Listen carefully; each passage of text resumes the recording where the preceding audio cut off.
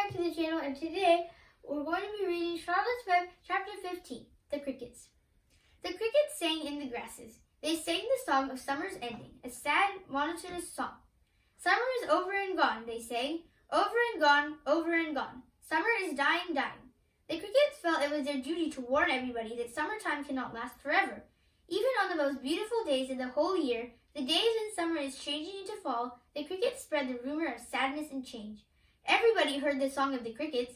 Avery and Fern Arable heard it as they walked the dusty road. They knew that school would soon begin again. The young geese heard it and knew that they would never be little goslings again. Charlotte heard it and knew that she hadn't much time left. Mrs. Zuckerman, at work in the kitchen, heard the crickets, and a sadness came over her too. Another summer gone, she sighed. Lurvy, at work, building a crate for Wilbur, heard the song and knew it was time to dig potatoes. Summer is over and gone, repeated the crickets. How many nights till frost, sang the crickets. Goodbye, summer, goodbye, goodbye. The sheep heard the crickets, and they felt so uneasy they broke a hole in the pasture fence and wandered up into the field across the road. The gander discovered the hole and led his family through, and they walked to the orchard and ate the apples that were lying on the ground. A little maple tree in the swamp heard the cricket's song and turned bright red with anxiety.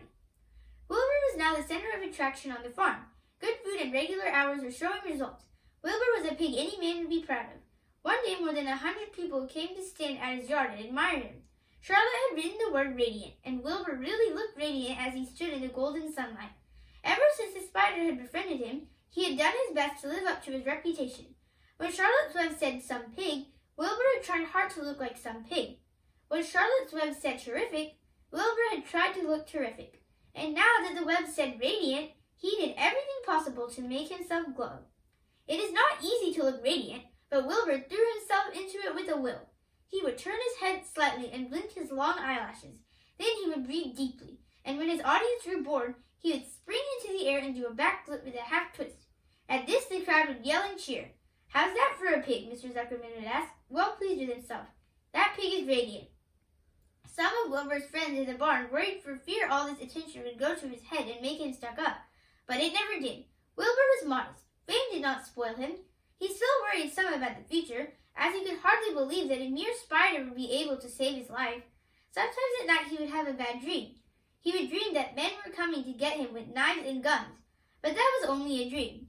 In the daytime, Wilbur usually felt happy and confident.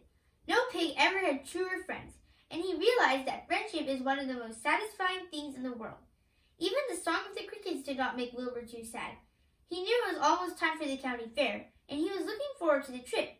If he could distinguish himself at the fair, and maybe with some prize money, he was sure Zuckerman would let him live. Charlotte had worries of her own, but she kept quiet about them. One morning, Wilbur asked her about the fair. You're going with me, aren't you, Charlotte? He said. Well, I don't know, replied Charlotte. The fair comes at a bad time for me. I shall find it inconvenient to leave home, even for a few days.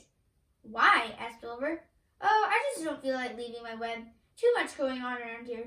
Please come with me, begged Wilbur. I need you, Charlotte. I can't stand going to the fair without you. You've just got to come. No, said Charlotte. I believe I'd better stay home and see if I can't get some work done. What kind of work? Asked Wilbur. Egg laying. It's time I made an egg sack and filled it with eggs. I didn't know you could lay eggs, said Wilbur in amazement. Oh, sure, said the spider.